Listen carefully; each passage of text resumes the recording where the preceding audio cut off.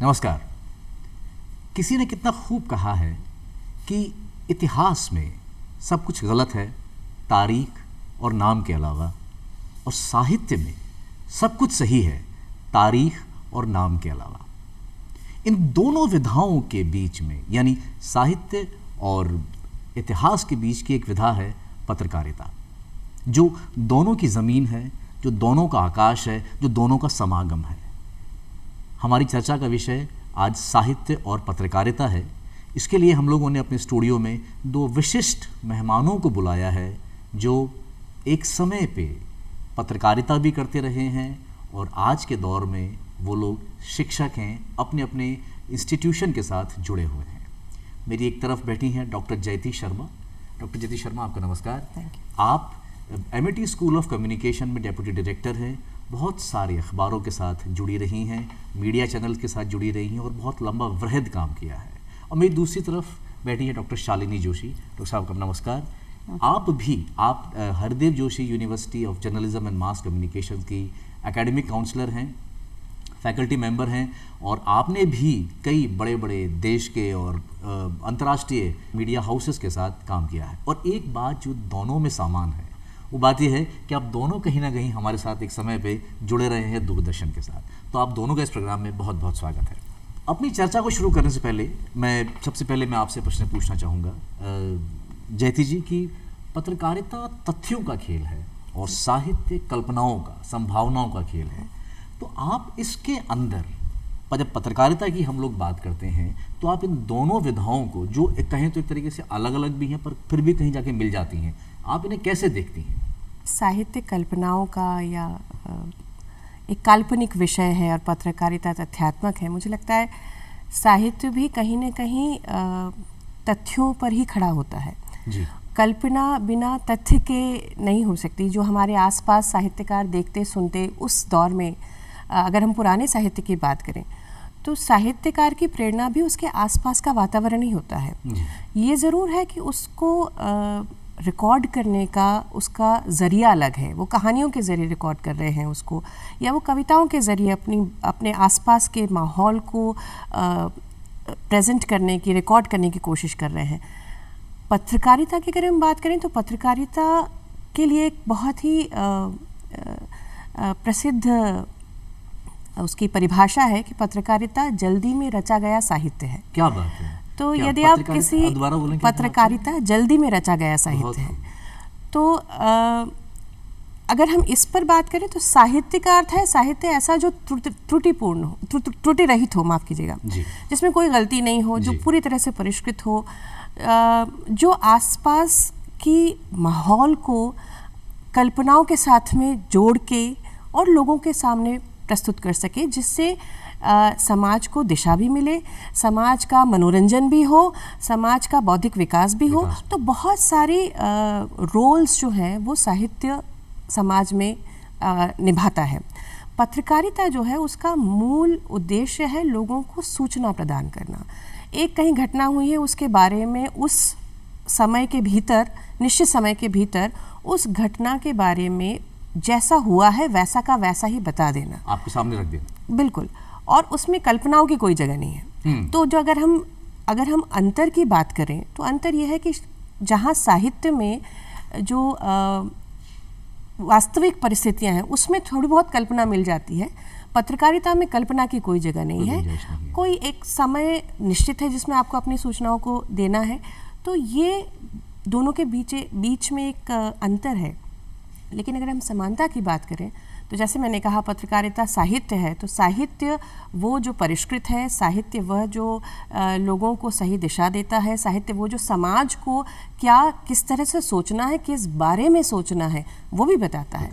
तो पत्रकारिता का रोल भी वही है कि लोग क्या सोचें, किस बारे में सोचें, किस तरह से सोचें और किस दिशा में अपने भविष्य को लेके चले, ये पत्रकारिता का रोल है समाज में। डॉक्टर जोशी, मैं आपसे जानना चाहूँगा, जल्दी में रचा गया साहित्य जैसा आपने कहा है, और पत्रकारिता में कल्पना की जगह नहीं है, बट हम जैसे जानते हैं कि एक ज़माने में धर्मवीर भारती साहब थे, एक ज़माने में रविंद्र कालिया थे, एक ज़माने में प्रेमचंद, जिन्होंने बहुत बड़े इतिहासकार रहे और पत्रकार भी रहे हैं। ऐसे बड़े बड़े नाम, इतने बड़े बड़े नाम कि जिनके नाम से अखबार चला करते थे, जिनके नाम से स्तंभ के स्तंभ चला करते थे। प्रेमचंद के हंस पत्रिका कितनी प्रसिद्ध हुई है। तो क्या ये बात साहित्यकार और पत्रकार होना एक साथ संभव नहीं है, या ये संभव है तो किस प्रकार है? नहीं, जैसा कि आपने कहा ही कि हमारे देश में एक लंबी परंपरा है। अगर आप राष्ट्रीय आंदोलन का दौर उठा के देखें तो ये फ़र्क करना मुश्किल है कि कौन साहित्यकार है, कौन पत्रकार है और कौन स्वतंत्रता सेनानी है, क्योंकि तीनों के समागम जो है आपको एक ही शख्सियत में। हाँ, लोकमान्य तिलक, गांधी सेनानी भी थे और पत्रकार भी होते थे। बिल्कुल ठीक बोला जी। तो ये फ़र्क करना मुश्किल है। और आपने जैसे कहा कि हड़बड़ी में लिखा गया साहित्य, जैसे कहते हैं literature, journalism is literature written in haste, but at the same time ये भी कहा जाता है कि जो साहित्य है वो पत्रकारिता का श्रेष्ठतम रूप है जी। आप इसको इस तरह से देखें। मैं मंगलेश डबराल, जो स्वर्गीय बहुत जाने माने कवि रहे, उनको कोट करके कहना चाहूँगी। उन्होंने कहा था कि साहित्य जो है वो किसी घटना का अंतिम ड्राफ्ट है, और ये जो कहना है कि पत्रकारिता में कल्पना की जगह नहीं है, इससे मैं थोड़ा सा इसको मैं इस तरह से कहना चाहूँगी कि रचना धर्मिता तो वहाँ भी आवश्यक है, रचनाशीलता पत्रकारिता में भी आवश्यक है, और वो साहित्य से जुड़ के ही संपूर्ण होती है। अगर आप अपने यहाँ देखें तो मनोहर श्याम जोशी, अज्ञे, रघुवीर सहाय, विष्णु खरे, मंगलेश डबराल, इनको हम आज क्यों याद करते हैं? खुशवंत सिंह, हम इनको क्यों याद करते हैं? क्योंकि उन्होंने अपनी पत्रकारिता में भाषा के जो मानक स्थापित किए वो आज सीखने की चीज़ें। ये अलग बात है कि हम आज की भाषा जो है मीडिया की, उसके बारे में चिंता जाहिर की जा रही है, लेकिन वो एक मानक है, और अगर हम उनके लिखे हुए को उठा के देखें तो वो समय और समाज का प्रतिबिंब तो है ही, लेकिन जो उसमें वैचारिक चेतना है और जो भाषाई प्रखरता है उन मूर्धन्य पत्रकारों में, वो एक सीखने की चीज़ है, जो आज मैं मतलब शिक्षक होने के नाते मैं हमेशा अपने विद्यार्थियों को भी इस बारे में कहती हूँ कि आप उनको पढ़ें, तब आप भाषाई समृद्धि, साहित्यिक संवेदना और एक पत्रकारिता को आप कितनी अधिक संप्रेषणीयता से कर सकते हैं अपनी बात को। वो आपको ऐसे नहीं आ सकती है, वो आपकी वैचारिक चेतना अच्छी भाषा के संप्रेषणीयता से ही संभव है। आप दोनों की यूनिवर्सिटीज़ में, डॉक्टर चेती शर्मा, आप जिनका नाम ले रही हैं और बहुत बड़े बड़े मूर्धन्य पत्रकार रहे हैं, आगे भी उस श्रेणी में आते हैं, आगे तो खैर सबसे आगे खड़े हो जाते हैं। तो आज के दौर में अगर मैं आपसे ये पूछूं, और ये हकीकत भी है, हम वास्तविकता यही है कि बच्चे जो आपके विश्वविद्यालयों में, यूनिवर्सिटीज़ में मास कम्युनिकेशन पढ़ने के लिए आ रहे हैं, जो बच्चे जो अब आ रहे हैं पढ़ने के लिए, वो कहाँ खड़े हैं? सबसे पहली बात तो ये कि मुझे लगता है कि हम जिन पत्रकारों की बात कर रहे हैं या जिन पत्रकारों को हमने देखा, सुना, पढ़ा है, इसमें कोई संदेह नहीं कि आज के जो युवा हैं वो उनसे उतना नहीं जुड़ाव महसूस करते हैं। उसका एक कारण ये भी है कि शायद आज के दौर की पत्रकारिता बहुत अलग है। वो जो वो उनके वातावरण में देख सुन रहे हैं वो उस तरह से सोचते हैं। तो यदि मैं कहूँ कि वो साहित्य से अलग है, तो मुझे नहीं लगता साहित्य से अलग है, उनका साहित्य अलग है। मैं ये इसको इस तरह से कहना चाहूँगी कि उनका साहित्य वो नहीं है जो जिसका रेफरेंस हम यहाँ पे दे रहे हैं, उनका साहित्य अलग है। वो शायद अंग्रेज़ी साहित्य और जो एक कंटेम्प्रेरी जिसको हम कह सकते हैं, जो आजकल के दौर में जो लिखा जा रहा है, उसको युवा काफ़ी पढ़ रहे हैं। तो पूरी तरह से निराशा है ऐसा नहीं है जी।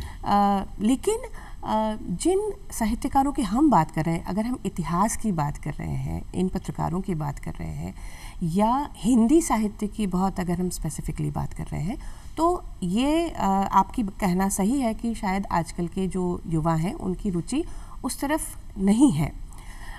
दूसरा सवाल ये कि क्या बच्चे उस तरह से पत्रकारिता में रुचि रख रहे हैं, या क्या उनमें वो जज्बा है जो इन पत्रकारों में था।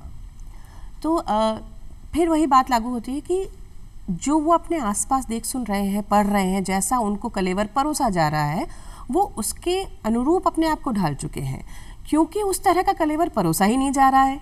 तो उनके सामने भी चुनौती है कि वो ना उन्हें पढ़ाया जा रहा है, ना उस तरह का कंटेंट वो अखबारों में, टीवी या डिजिटल प्लेटफॉर्म्स पर देख सुन पा रहे हैं, उनके बारे में, ऐसे पत्रकारों के बारे में कोई जिक्र नहीं हो रहा है।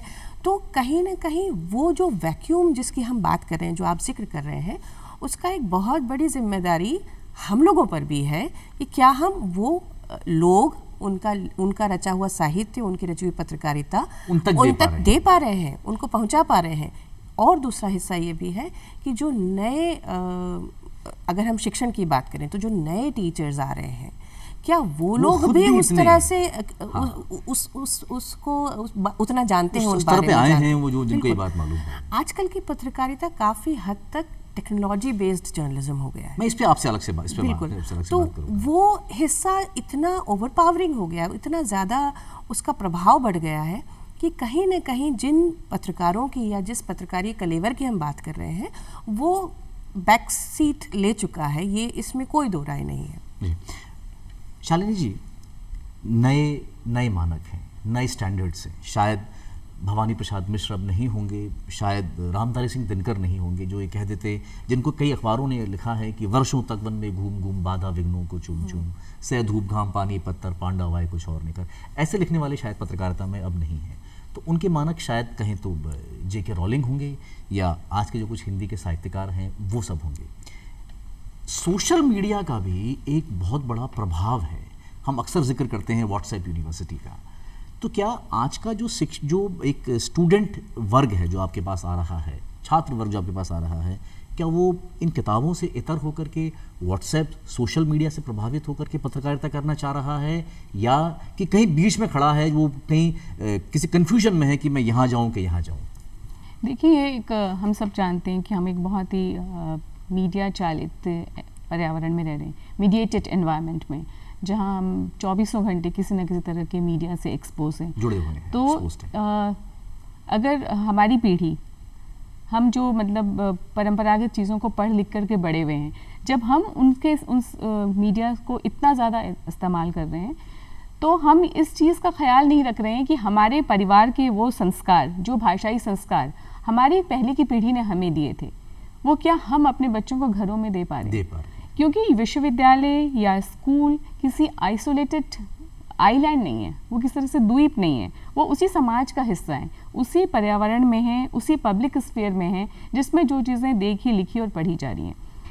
ये ज़रूर है कि एक चिंता की बात है। जैसे मैं कभी क्लास में कभी किसी चर्चा के दौरान अगर पूछती हूँ कि आपने विजय दानदेथा को पढ़ा है, बिज्जी के बारे में जानते होंगे, तो कक्षा में खामोशी छा जाती है। या मैं पूछती हूँ बिशन सिंह शेखावत को आपने पढ़ा है उनके बारे में, क्योंकि वो ग्रामीण पत्रकारिता में राजस्थान का बहुत बड़ा नाम है, हस्ताक्षर रहे हैं, तो वो नहीं बता पाते हैं, लेकिन हम कोशिश करते हैं कि हम उनको बताएं। तो ये जिम्मेदारी समाज की भी है, परिवार की भी है, और जिस फॉर्मल मीडिया या मुख्य धारा के जिस मीडिया की हम बात करते हैं, जिसका बार बार रेफरेंस दिया जाता है, उसकी भी है कि उसकी खुद अपनी भाषाई गिरावट और कथन की गिरावट, विषय वस्तु में जो गिरावट है, वो सामने तो दिख ही रही है। अगर हम उनको क्लासरूम में मीडिया एथिक्स पढ़ा रहे हैं, या हम उनको अज्ञेय के बारे में बता रहे हैं, रघुवीर सहाय के बारे में बता रहे हैं, लेकिन वो जब बाहर जाते हैं तो देख लें कि चैनलों में, अखबारों में किस तरह की भाषा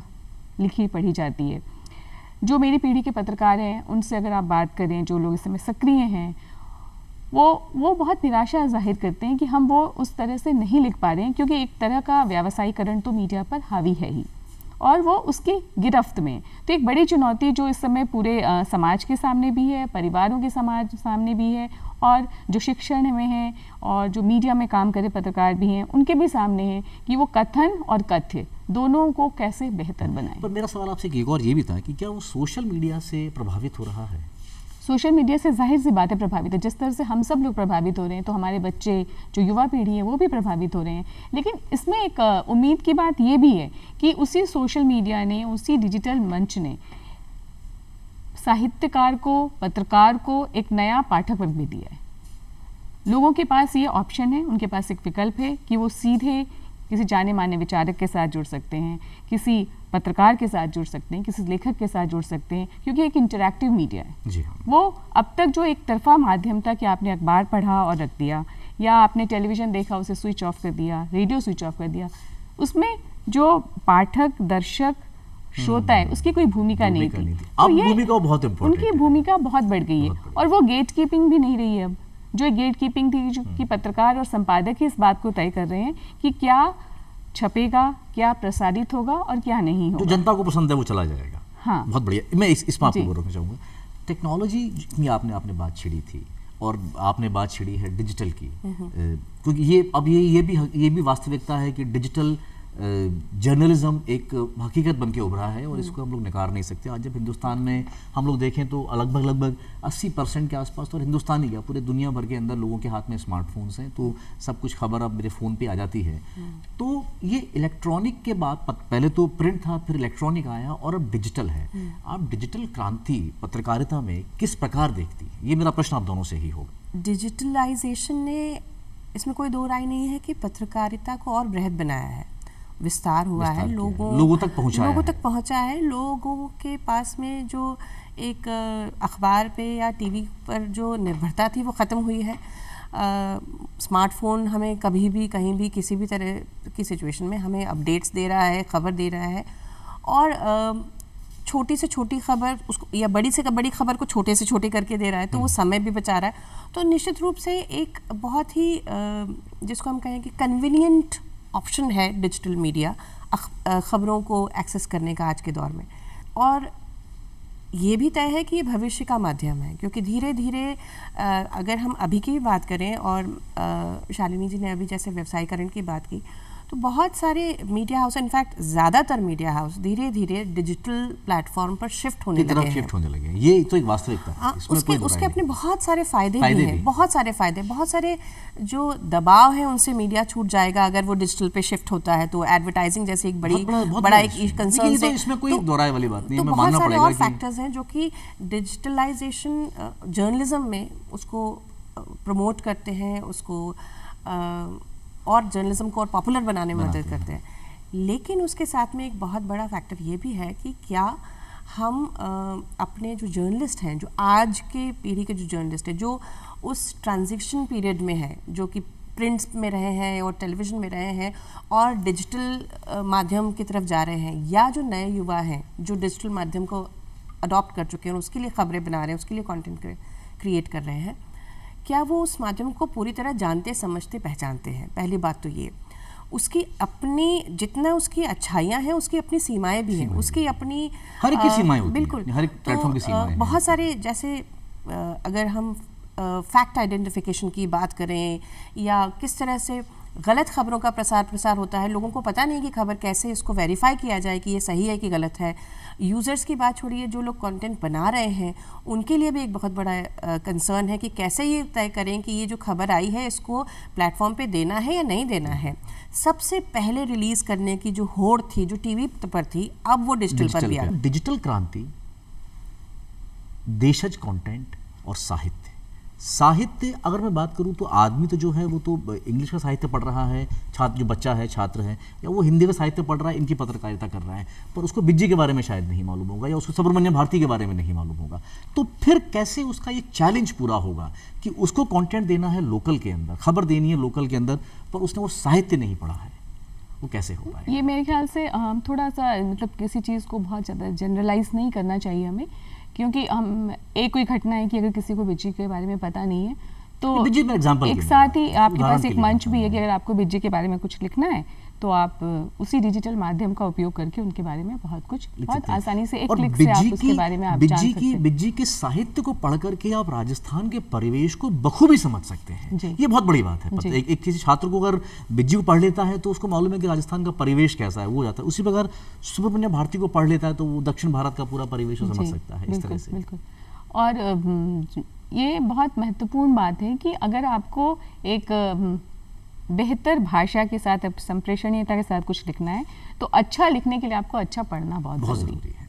बहुत ज़रूरी। आप तभी लिख पाएंगे। मैं अगर मार्केज़ को कोट करूँ यहाँ, गैब्रियल गार्सिया मार्केज़ जो बहुत बड़े लेखक हैं, वो बहुत बड़े पत्रकार रहे हैं पहले। उनको जब नोबेल पुरस्कार मिला तो अपने नोबेल पुरस्कार के भाषण में उन्होंने यही कहा कि जो मैंने लिखा है, जो मैंने रचा है, उनको मैजिकल रियलिज्म के लिए काफ़ी जाना जाता है कि जादुई यथार्थवाद वो अपने उपन्यासों में रचते हैं। उन्होंने कहा उसका कच्चा माल मुझे पत्रकारिता से मिला है। तो इसको अगर कुछ नाम हमें क्यों याद रह जाते हैं, हमें इस बात को बहुत ज़्यादा समझने की ज़रूरत है। और डिजिटल मंचों पर जो पत्रकारिता है, और पत्रकारिता को हमें इस बात को समझना होगा कि पत्रकारिता जो अपने परंपरागत रूप में थी उसका स्वरूप बदल चुका है। वो अब जर्नलिज्म से ज़्यादा कम्युनिकेशन है। आप चाहे अखबारों को देखिए तो अखबार जो है वो जो डिजिटल प्लेटफॉर्म है वहाँ जो लिखा पढ़ा और दिखाया समझा जा रहा है, बोला जा रहा है, वो उस फॉर्मेट में वहाँ है। नैरेटिव जर्नलिज्म जो है वो आप देखिए डिजिटल मंचों पे आ रहा है। तो बहुत मिली जुली चीज़ें, बहुत आप इतने आसानी से किसी चीज़ को ब्लैक एंड वाइट स्याह सफ़ेद करके आप नहीं देख सकते, खांचों में नहीं बांट सकते। हम सब दिन भर अपनी खबरों पर फ़ोन पे खबर देख लेते हैं, शाम को टीवी पे भी खबर देख लेते हैं, पर अगले दिन का क्या अखबार का हम लोग इंतजार बड़ी बेचैनी से कर रहे होते हैं, और जब से पहले दरवाज़ा खोलते हैं तो अखबार ही उठाते हैं और कुछ नहीं कर रहे होते। लेकिन शायद ये हमारी पीढ़ी तक ही सीमित रहेगा, क्योंकि आने वाले पीढ़ी जो है, या जो मतलब वयस्क हो रहे हैं बच्चे, वो ज़्यादातर इस समय डिजिटल माध्यमों से या मतलब अपने मोबाइल के स्क्रीन से या लैपटॉप पे ही वो अखबार पढ़ते। वो अगले दिन हॉकर से आए अखबार का इंतज़ार कम करते। उनके लिए वो मतलब उसके लिए वो मोहताज नहीं है कि वो अखबार आएगा तभी वो जानेंगे। वो सारी घटनाओं के बारे में वो शायद पहले ही जान चुके हैं। और लिखने का जो फॉर्मेट था, जैसे शुरुआत में जब इंटरनेट आया तो ये कहा गया कि आप 800 शब्दों में अपनी कहानी लिख के, अपनी रिपोर्ट लिख के भेजिए। फिर कहा गया कि नहीं, आप उसको छोटा कर दीजिए, 100 शब्द 200 शब्द करिए। अब क्या है, वो बुलेट्स में लिखिए, बुलेट पॉइंट्स में, गागर में सागर भर दीजिए। अब तो आप उसी से काम चल जाता है। आज का जो बच्चा है, आज का जो छात्र आपके पास पढ़ने के लिए आ रहे हैं, उनका रुझान साहित्य में हिंदी की तरफ है या अन्य भाषाओं की तरफ है? पत्रकारिता में हिंदी की पत्रकारिता की तरफ है या अन्य भाषाओं की पत्रकारिता की तरफ? ये सवाल इसलिए पूछ रहा हूँ मैं आपसे क्योंकि हम लोग ज़्यादातर हिंदी भाषी हैं। हमारे यहाँ हिंदुस्तान के अंदर देशी भाषाएं बहुत ज़्यादा हैं और प्रांत प्रांत की अपनी अपनी भाषा है, बट एक भाषा जो कि जिसको हम जानते हैं इंग्लिश है, जो कि सर्वविदित होती जा रही है धीरे धीरे। तो छात्र क्या पसंद कर रहे हैं आज के दौर में? मुझे लगता है कि भाषा के आधार पर पत्रकारिता को विभाजित हम ना करें तो ज़्यादा आसान होगा चीज़ों को समझना। अगर हम आज के छात्रों की बात करें तो उनके लिए भाषा या भाषाई पत्रकारिता तब ज़्यादा आसान हो जाती है या उन परिस्थितियों में ज़्यादा आसान है जहाँ पे वो खुद किसी एक भाषा में अपने आप को एक कॉन्फिडेंट फील करते हैं। तो अगर उन्हें लगता है कि उनकी अंग्रेज़ी बहुत अच्छी है तो वो अंग्रेज़ी पत्रकारिता में जाना चाहते हैं। बट अंग्रेज़ी पत्रकारिता या हिंदी पत्रकारिता या देशज पत्रकारिता सिर्फ इसमें भाषा का माध्यम बदला है, उसका जो कलेवर है वो तो नहीं बदलता, उसका जो नेचर है, कोर नेचर है, वो तो नहीं बदलता है। क्योंकि आजकल ज़्यादातर रुझान या ज़्यादातर जो एक प्रभाव रहता है वो अंग्रेज़ी भाषा का है। पढ़ाई लिखाई में भी कॉन्वेंट एजुकेशन है और अंग्रेज़ी के अलावा आजकल तो दूसरी इंटरनेशनल लैंग्वेजेस भी प्रमोट की जा रही हैं। तो निश्चित तौर पे जो हिंदी या देशज भाषाओं का ज्ञान जो है बच्चों में, वो उनके घरेलू बोलचाल की भाषा तक सीमित रहता है काफ़ी हद तक।